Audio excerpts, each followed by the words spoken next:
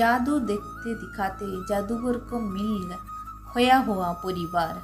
राजेश ने 9वीं बार पूछा, दीवार पर लगे आईने, जरा ये तो बता, दुनिया में सबसे अच्छा जादूगर कौन है?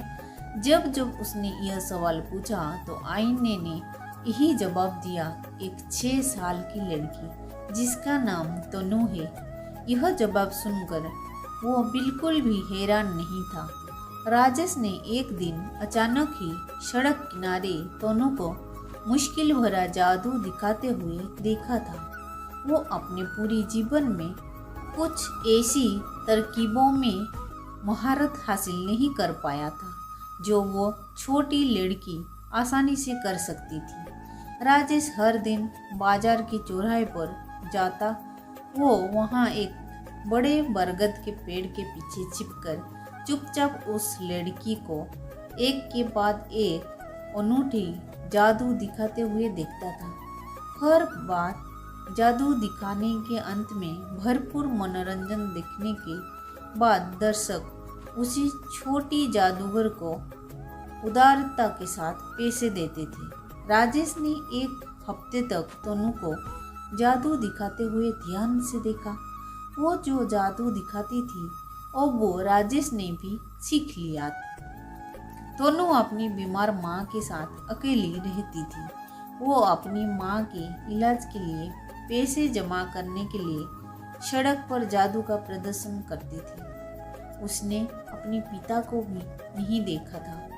ऐसे में दोनों अपने पिता को खोजने पर अड़ी थी ताकि वो अपने परिवार को फिर से मिला सके। दोनों की विकट परिस्थिति को देख राजेश दुखी हो गया। एक दिन वो एक प्रस्ताव लेके दोनों के पास आया। बेशक यह प्रस्ताव सच था। राजेश ने तनु से वादा किया कि वो उसे दुनिया की सबसे छोटी और सबसे अच्छी जादूगर बनाने में मदद करेगा। इसके लिए उसे राजेश के जादू के महल में आना होगा और जादू दिखाते हुए उसके साथ सब जगह की यात्रा करनी होगी। राजेश ने उसे बताया कि अगर उसने ऐसा किया तो वो अपनी माँ के इलाज के लिए पर्याप्त धन भी जुटा सकेगी। कुछ पल के लिए दोनों की आंखें चमकी, लेकिन जल्दी ही उन आंखों में उदासी छा गई। राजेश की शर्त यह थी कि ऐसा करने से पहले दोनों को अपनी माँ के साथ संबंध तोड़ना होगा। भारी मन से तनु मान गई। उसे आखिरकार अपनी माँ के इलाज के लिए ही तो पैसों की जरूरत थी। इंसानों की बस्ती से अलग बसे महल में तनु को राजेश के एक सहयोगी के रूप में एक दोस्त मिल गया था। वो चालाक मालिक से बिल्कुल अलग था। वो दयालु, सहानुभूति रखने वाला और सुरक्षा देने वाला व्यक्ति था। यानी कि जैसा एक पिता हो सकता है, ठीक वैसे ही। अपने दोस्त की राय के अनुसार तनु ने उन्हें अपनाया।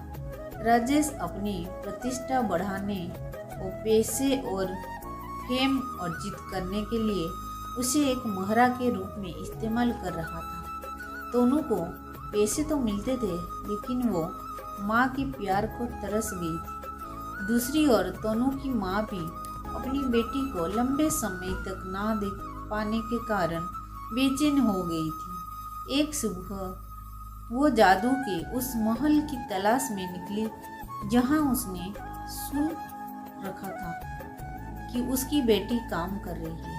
वो महल की ओर पैदल ही निकली।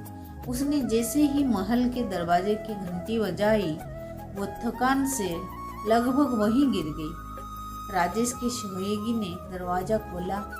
उसे देखकर वो ऐसे चिल्लाया जैसे उसने कोई भूत देख लिया हो। वहाँ उसके सामने उसकी लंबे समय से खोई पत्नी खड़ी थी, जिसे उसने मरा हुआ मान लिया था। सहायक की चीख सुनकर तनु दौड़ती हुई नीचे आई।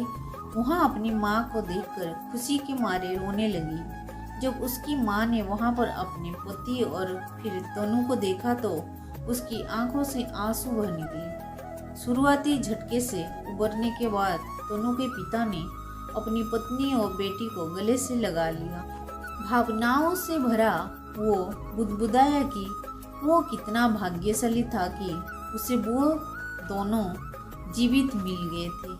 परिवार की हैप्पी रियूनियन देखकर राजेश गुस्से में तमतमाता हुआ अपने कमरे में चला गया। वो दरवाज़ा अंदर से बंद कर लिया। गुस्से में आकर उसने फिर से आईने से पूछा, दीवार पर लगा आईना, जरा ये तो बता, दुनिया में सबसे अच्छा जादूगर कौन है? आईने ने कहा, तुमने एक परिवार को फिर से जोड़कर उन्हें फिर से खुश कर दिया। एक परिवार को साथ लाने से बड़ा जादू दुनिया में और कोई नहीं है। दोस्तों, ये कहानी कैसी लगी कमेंट करके ज़रूर बताना। अच्छी लगी तो लाइक करना और सब्सक्राइब करना। धन्यवाद।